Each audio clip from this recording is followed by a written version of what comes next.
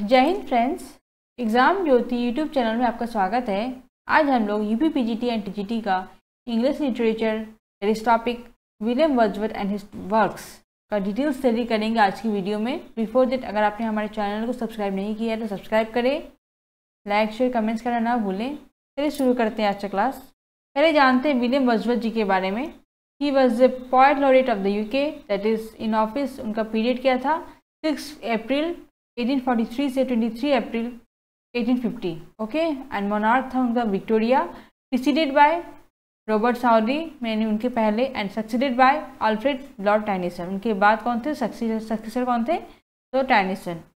Okay, next, born, उनका जन्म कब हुआ था? 7 अप्रैल 1770 में कॉकरमाउथ, कुम्बरलैंड, इंग्लैंड में हुआ था। ओके, एंड डाइड, वो कब मरे थे?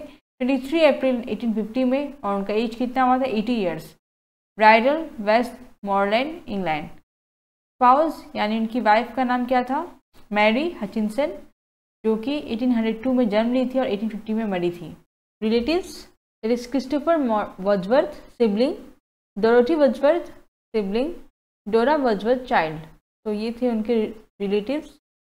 Next, alma mater, Saint John's College, Cambridge, जहाँ उनकी स्टडी हुई थी। ना romantic poet, he is regarded as romantic poet. Okay, William Wordsworth. उनका पीरियड क्या है? 1770 में उनका बर्थ है और 1850 में उनका डेथ है। Okay, William Wordsworth is one of the greatest pioneers of the romantic movement of 19th century. He is probably the greatest poet of nature in the world. De Quincey called Wordsworth the high priest of nature. Wordsworth, Coleridge, and Southey are collectively called lake poets. Wordsworth is known as the Grand Lamb of the Lake. He was appointed as poet laureate in 1843 and remained so till 1850. William Wordsworth ji हमारे romantic movement के सबसे famous writer थे 19th century के, और उन्हें कहा जाता है greatest poet of nature of the world. ठीक है, एंड डे क्विंसी जी ने उनको क्या कहा था? कि high priest of nature. Okay, and Wordsworth, Coleridge and Southey, तीनों को क्या कहा जाता है? लेक पोएट्स कहा जाता है। किस किस को? Wordsworth, Coleridge and Saudi.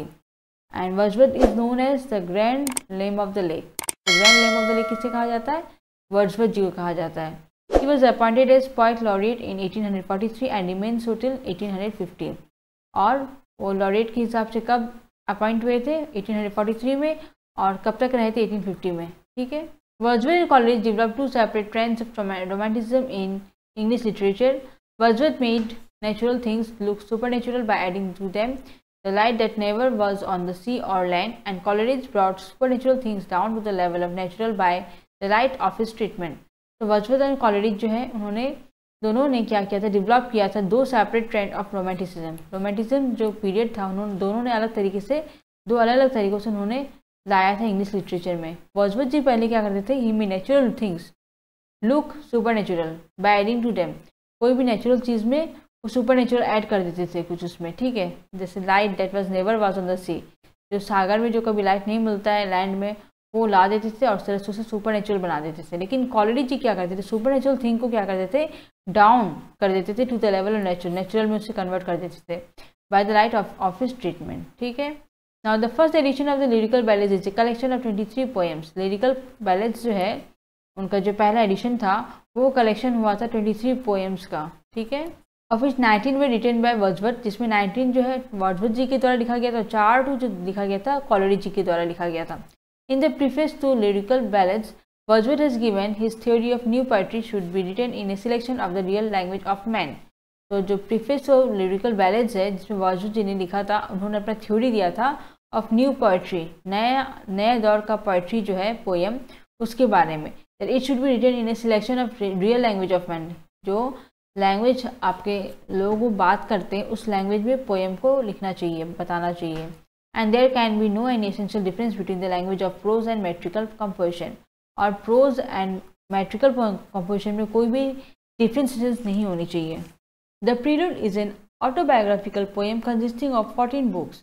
जो Prelude था उनका autobiography था, इसमें 14 books थे। It was intended to form a part of a vast philosophical work called The Recluse, which was never completed. इसमें एक ऐसा पार्ट था उनका जो कि बहुत ही बड़ा फिलोसॉफिकल वर्क था जिसका नाम रिक्लूज है, जो कि कभी कंप्लीट ही नहीं हुआ, वो इनकम्प्लीट रह गया। ठीक है, it is a complete record of Wordsworth's development from a childhood days to the period of his maturity. इसमें क्या रिकॉर्ड था? उनका डेवलपमेंट, उनका बचपन से लेकर एंड मोमेंट तक जितना भी उनके साथ जो भी बीता वो सारे उन्होंने रिकॉर्ड करके उसमें दिया हुआ था। ठीक है, the excursion consist of 9 books. Again next excursion है, इसमें 9 बुक्स है total, and it was a part of bigger plan of recluse. Recluse का एक बहुत बड़ा पार्ट था जो कि एक्सकर्शन था। ठीक है, it is based on the poets love for nature. उनका जो प्यार था, इज्जत था नेचर को लेकर, उसी को उन्होंने दर्शाया था। ठीक है, इन 1807 he published 2 volumes of poems which show the fine flower of his genius। 1807 में उन्होंने 2 वॉल्यूम पब्लिश किया था पोएम का, जिसमें उन्होंने अपने जीनियस को बहुत अच्छे से दर्शाया था।